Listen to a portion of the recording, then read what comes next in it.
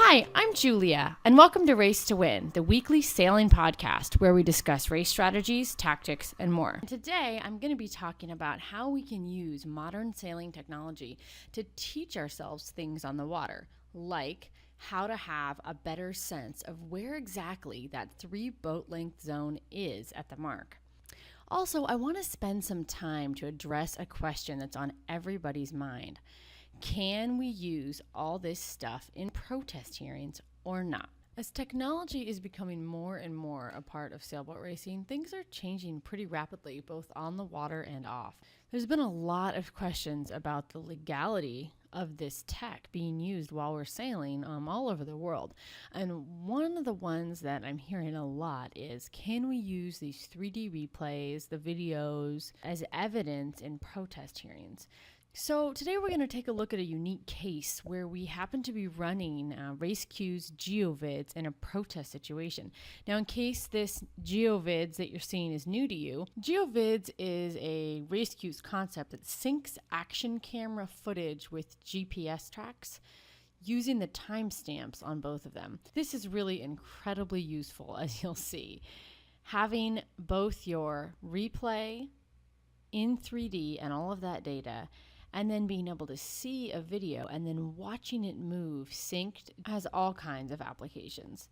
Now, I do want to warn you, this is one part of RaceQ's that probably won't be free forever. But if you start using it now and hopefully give us some feedback on the product, then you'll have grandfathered rights to the software for life. So I'll give you the link again later on. It's really easy. So let's get back to our situation here.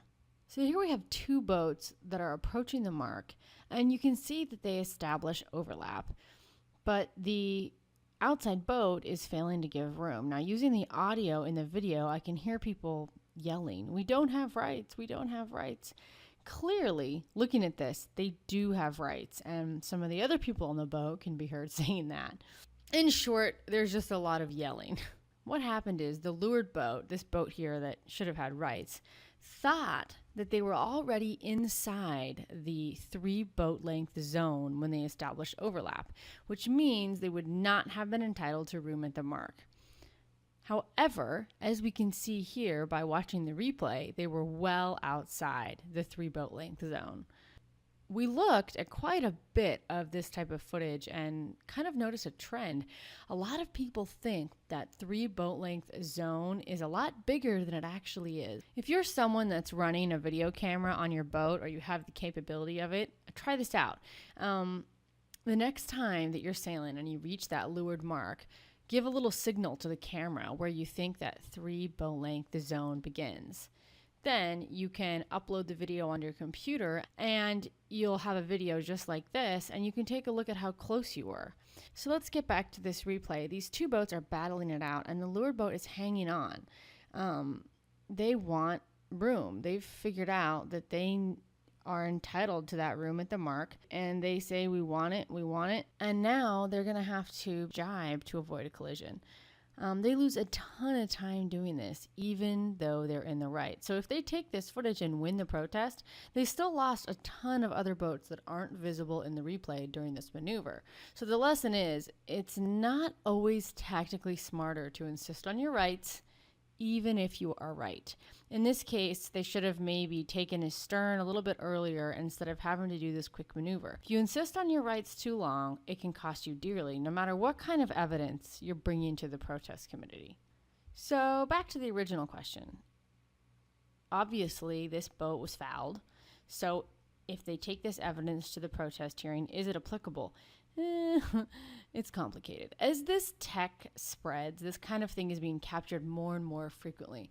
I mean, last week we recorded a regatta in Norway. It's the world's largest overnight regatta, 950 boats. We recorded 420 of them, which was crazy. And actually 240 of them were live broadcasting. Which is just an incredible example of how quickly this is becoming everywhere. I mean, I'm sure we caught some interesting moments in that regatta, which you might be hearing about in a podcast soon. But it still is a little complicated when you bring this to the protest committee. The burden of proof is always on you to prove that this technology is accurate. It's certainly a lot better than he said, she said, but there is some degree of error, especially in the timing. For example, if your clock is off by a few seconds on your cell phone, your track will be behind. You start looking at things like how many satellites was your GPS using when you capture this? Where was each GPS positioned on the boat? So it's evidence, but not hard proof. So now let's talk about the video. The video by itself isn't really very good proof because it's lacking depth of field. But when you put the video with the GPS track, now they're kind of backing each other up. So that definitely makes a stronger case. Like here, they're obviously overlapped and they're nowhere near the 3 boat length zone. We can see it on both screens. So basically, the answer is yes, it is evidence, but it's not hard evidence. You're still going to have to make your case. But you should go download the GeoVid software because it's free for right now, and then you can record your race on both your camera and your phone and check out how far you think it is to the 3 boat length zone. And if you happen to capture any crazy moments, be sure to send me an email so that I can interview you for a future podcast. See you next time. If you enjoyed this podcast, you can find more on our website, www.racecues.com/podcast, or search for Race Cues on iTunes and click subscribe. We would love to hear from you, so please give us a review on iTunes.